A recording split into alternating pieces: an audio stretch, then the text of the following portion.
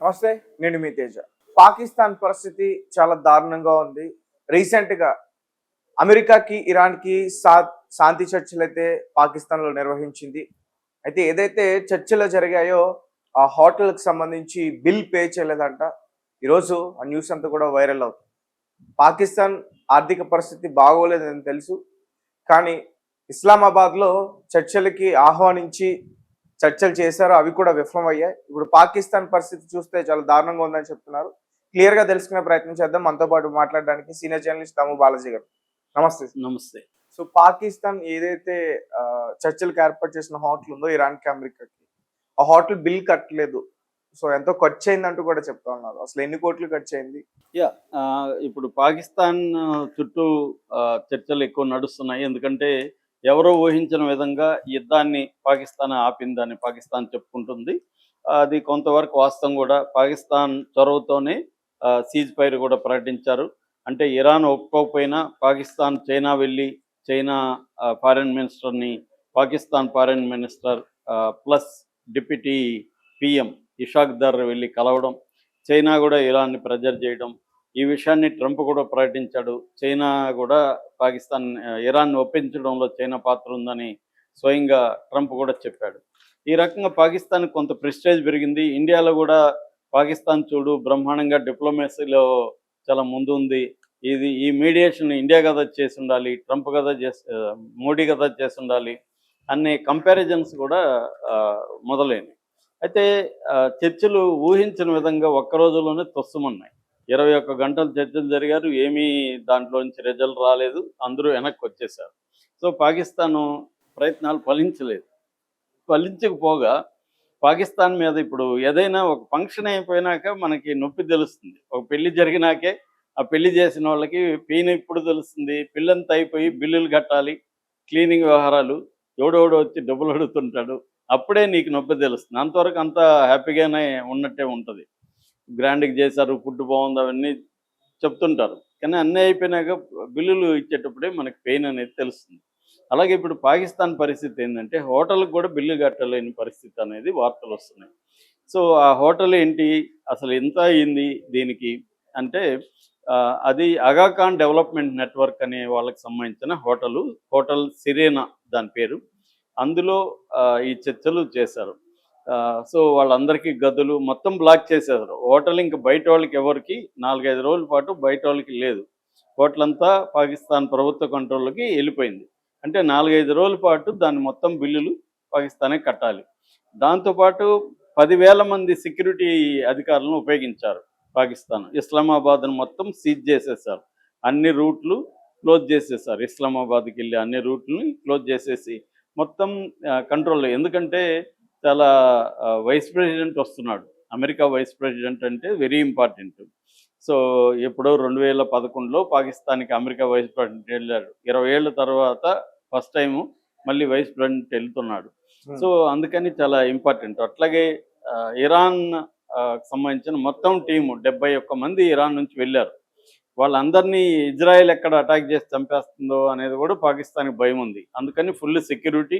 2 ఇరాన్కి వీళ్ళ సెక్యూరిటీకి సంబంధించిన ఫ్లైట్లు అవన్నీ వెళ్ళి వాళ్ళని తీసుకొచ్చారు రక్షణ కవచంగా ఉండి. దానికంతా కూడా బడ్జెట్ పెట్టాలి.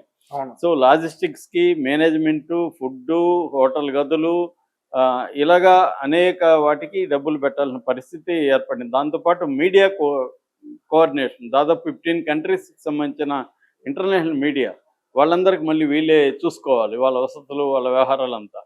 సో ఇలాగ మొత్తం ఒక $1 మిలియన్ నుంచి $2 మిలియన్ ఖర్చు అయిందని చెప్తున్నారు. సో దీన్ని పే చేసేదానికి కూడా పాకిస్తాన్ దగ్గర డబ్బులు లేవు. అంటే పాకిస్తాన్ అప్పుల మీద బతుకుతుంది. IMF 24 సార్లు బెయిల్అవుట్ ప్యాకేజీలు ఇచ్చింది పాకిస్తాన్కి. సో పాకిస్తాన్ అప్పుల్లో అంటే జీడిపి వచ్చి వాళ్ళది $410 బిలియన్ పర్ ఇయర్. ఆ జీడిపిలో 70% అప్పులే ఉన్నాయి వాళ్ళకి. సో ఈ అప్పులకి, వడ్డీలకి మళ్ళీ అప్పులు చేసి ఇవ్వాలి. ఫర్ ఎగ్జాంపుల్ లేటెస్ట్గా UAEకి $3.5 బిలియన్ UAEకి అప్పు ఉంది. UAE గట్టిగా గొంతుకు కూర్చుంది, నా అప్పు నాకు గట్టని. మొన్న చర్చలు జరుగుతుంటే UAE మినిస్టర్ వెళ్ళి పాకిస్తాన్లో కూర్చున్నాడు, నా అప్పు కట్టని. సో అప్పు కట్టడానికి మళ్ళీ ఏం చేసింది, సౌదీ అరేబియాని బతిమాలింది. సౌదీ అరేబియా, ఖతార్ కలిసి ఒక $5 బిలియన్ అప్పు ఇచ్చాయి పాకిస్తాన్కి. 5 బిలియన్లో 3.5 యూఏకి ఇచ్చిందనమాట. మిగతాది మేబీ హోటల్ ఖర్చులు వాటికి పెట్టుకుందేమో. సో అది కూడా ఇప్పుడు సరిపోయిన పరిస్థితి ఉందన్నమాట. రెండోది, ఎప్పుడైనా అప్పిచ్చే దేశాలు ఊరికే ఉండవు కదా, కండిషన్లు పెడతాయి కదా. సో అలాగా సౌదీ అరేబియా, నువ్వు నాకు సైన్యాన్ని పంపించంటే 13,000 మంది సోల్జర్స్ని ప్లస్ 18 ఫైటర్ జెట్స్ని పాకిస్తాన్ పంపించింది సౌదీ అరేబియాకి. రెండోది, సౌదీ అరేబియాకి పాకిస్తాన్కి మధ్య కూడా 2025 సెప్టెంబర్లో ఒక స్ట్రాటజిక్ మ్యూచువల్ డిఫెన్స్ అగ్రిమెంట్ జరిగింది. అంటే సౌదీ అరేబియా మీద ఎవరు దాడి చేసినా తన మీద దాడి జరిగినట్టుగా పాకిస్తాన్ భావించి సౌదీ అరేబియాకి అండగా నిలబడాలి. సో ఆ రకంగా కూడా ఆబ్లిగేషన్ ఉంది పాకిస్తాన్కి.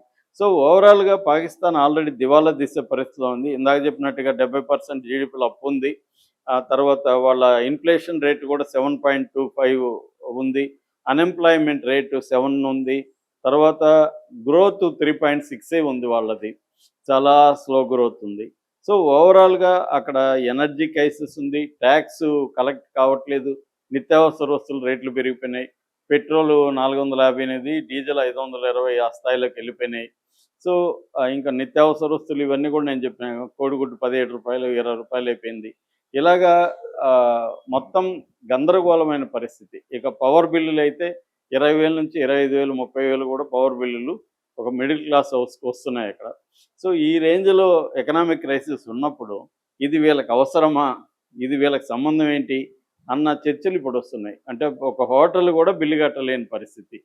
అందుకని ఇప్పుడు హోటల్ని భంగపడుతున్నారంట. మీరు శాంతిలో మీరు కూడా భాగంగా అండి, మీరు బిల్లుని తోసేయండి అని హోటల్ని అడుక్కుంటున్నారు అగాఖాన్ డెవలప్మెంట్ నెట్వర్క్ని అనేది ఇప్పుడు చెప్తున్నారు.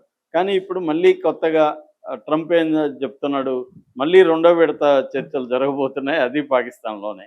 పాకిస్తాన్కి దానివల్ల కొంతవరకు అమెరికాతో ఫ్రెండ్షిప్ అయితే పెరుగుతుంది. కానీ మామూలుగా ఎప్పుడు కానీ ఇలాంటి చర్చలు జరిగేటప్పుడు చర్చల్లో పాల్గొనే వాళ్ళు కూడా కొంత హెల్ప్ చేయాలి, కానీ అమెరికా చేయదు. అమెరికా ఎప్పుడు యుద్ధాల బిల్లుని వేరే దేశాల మీదే వేసేస్తుంది.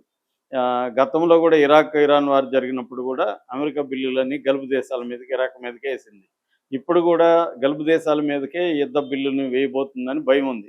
అందుకనే గల్ఫ్ దేశాలు ఏవి కూడా ఇరాన్ మీదకి దాడికి రావట్లా. ఎందుకంటే ఇరాన్ మీదకి దాడికి మీరు ఎందుకు వెళ్ళట్లేదని ఎవరో అడిగితే, మేము వెళ్తే బిల్లు మా మీద పడుతొస్తారని చెప్తున్నారు. సో అది మామూలు బిల్లు కాదు, అది $3 ట్రిలియన్ ఎంత పడుతుంది. అది కట్టాలంటే ఆ ఎకనామీ ఆల్రెడీ అవి దెబ్బతిన్నాయి. సో అందువల్ల ఇటు అమెరికా పే చేయదు, ఇరాన్ పే చేసే పరిస్థితిలో కూడా లేదు. దాని ఎకనామీనే 7 ఏళ్ళు 8 ఏళ్ళు పడుతుంది మళ్ళీ రికవరీకి. సో అందుకని ఇప్పుడు పాకిస్తాను ఆల్రెడీ ఫస్ట్ దఫా చర్చలు చేయాల్సి వచ్చింది. ఇప్పుడు రెండో దఫా చర్చలు చేస్తే ఇంకొక 2 మిలియన్ పడుతుంది. ఇది ఒక అదనపు ఖర్చు పాకిస్తాన్కి. సో పాకిస్తాన్ ప్రజలు కూడా దీనివల్ల వ్యతిరేకత వస్తుంది. మన దేశంలో ఆల్రెడీ ఇలాగా ఉంటే మళ్ళీ నీకు చర్చలు అవసరమా అని. సో అదేదో అంటారు కదా, ముందు ఇల్లు చెక్కబెట్టుకొని బయటికి రా అని. అట్లాగే ఇల్లు చెక్కబెట్టుకునే పరిస్థితి పాకిస్తాన్ కష్టంగానే ఉంది. కాకపోతే పాకిస్తాన్ దీన్ని ఉపయోగించుకొని కొంత సౌదీ అరేబియా లాంటి దేశాలతో దగ్గరవడం, కొంత చైనాతో దగ్గరవడం, ఇటుపక్క అమెరికాతో దగ్గరవడం, అంటే లాంగ్ టర్మ్ ప్రయోజనాలను దృష్టిలో పెట్టుకొని పాకిస్తాన్ షార్ట్ టర్మ్ ఇబ్బందులకి రెడీ అయిందని మనం చెప్పుకోవచ్చు అనమాట. Right sir, thank you sir.